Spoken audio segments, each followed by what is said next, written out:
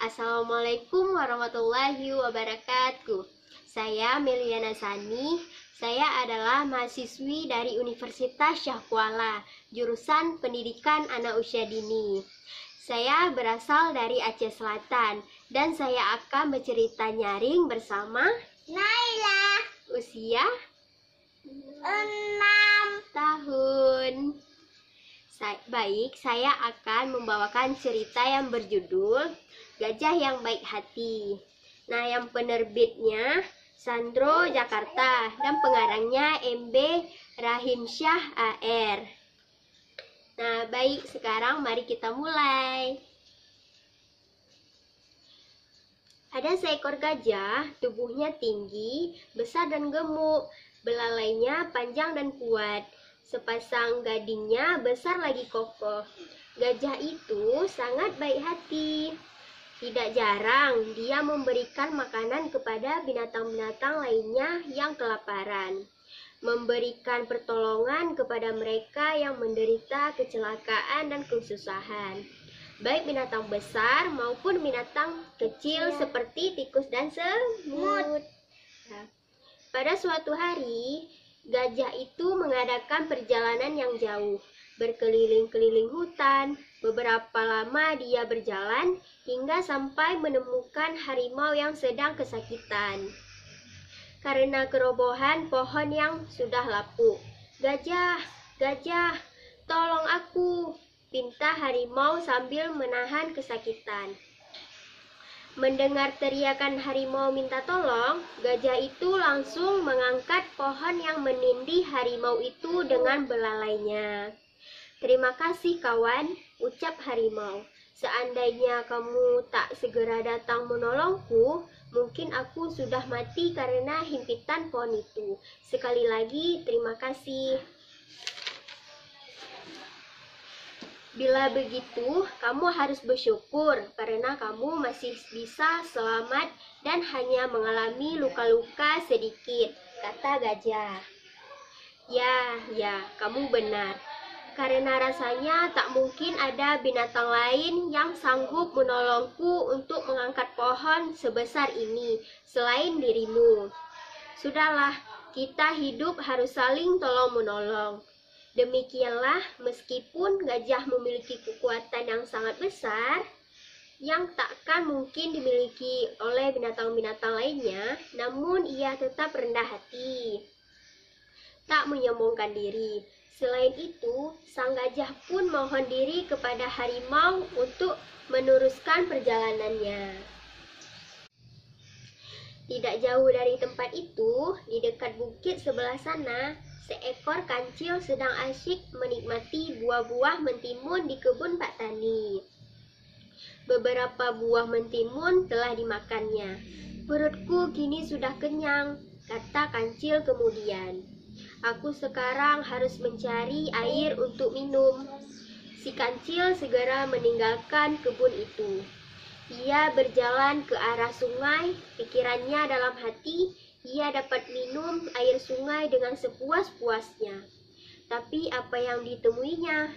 Setelah berjalan sampai di sungai, ia tidak mendapatkan air sedikit pun di sana, karena saat itu musim kemarau. Air sungai menjadi kering, sehingga tak ada air yang dapat dijadikan untuk membasahi tenggorokannya yang mulai kering.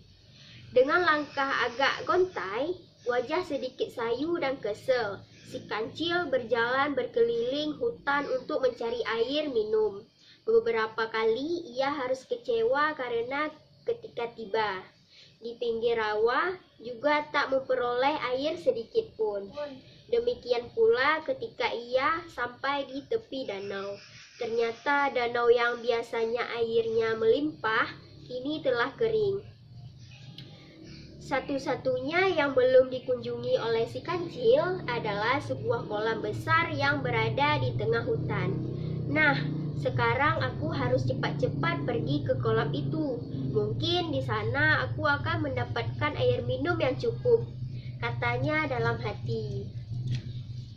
Namun apa yang terjadi kemudian? Tindakannya masuk kolam itu merupakan tindakan yang sangat ceroboh. Ia ia tidak berpikir bagaimana caranya naik ke atas bila ia sudah ada di dalam kolam. Kolam itu cukup dalam dan tak ada tangan untuk digunakan naik.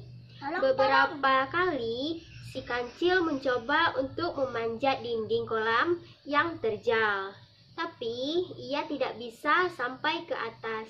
Tolong, tolong! Si kancil tidak bisa berbuat apa-apa. Dia hanya bisa berteriak-teriak minta tolong. Tolong, tolong aku! Teriakan si kancil. Rupanya didengar oleh sang gajah yang kebetulan sedang berjalan lewat tempat itu. Hai, siapa yang ada di dalam kolam? Aku, tolong aku, jawab si kancil. Siapa kau? Tanya gajah kemudian. Aku, si kancil sahabatmu. Mengapa kamu berteriak-teriak minta tolong? Si kancil diam sesaat, mencari akal agar gajah mau menolongnya. Sebaiknya kamu langsung terjun saja ke sini, sebab bila tidak cepat-cepat kamu turuni, nanti ikan ini lepas. Gajah merenung sejenak.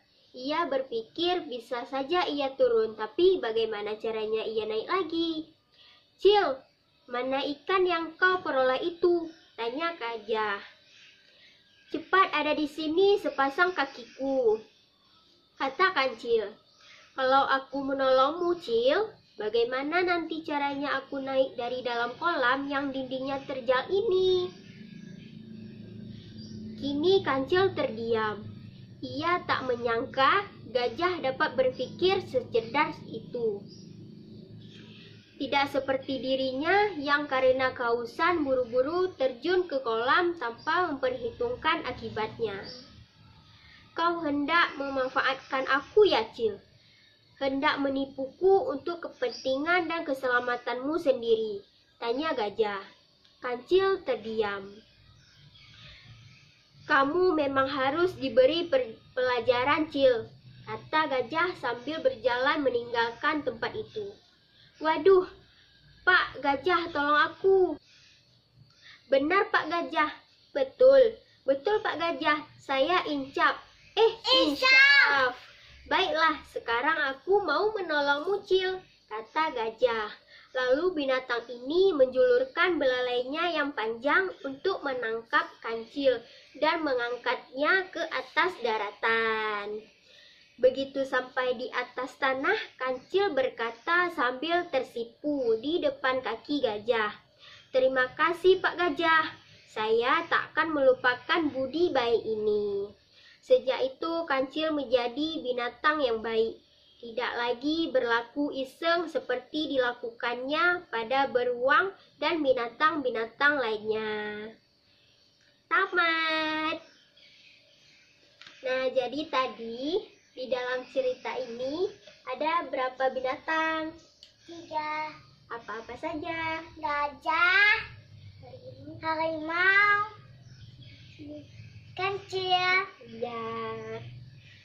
Kita harus baik seperti harimau. Jangan ikuti si kancil. Jangan ikuti si kancil. Yeay. Cukup sekian dari saya. Assalamualaikum warahmatullahi wabarakatuh.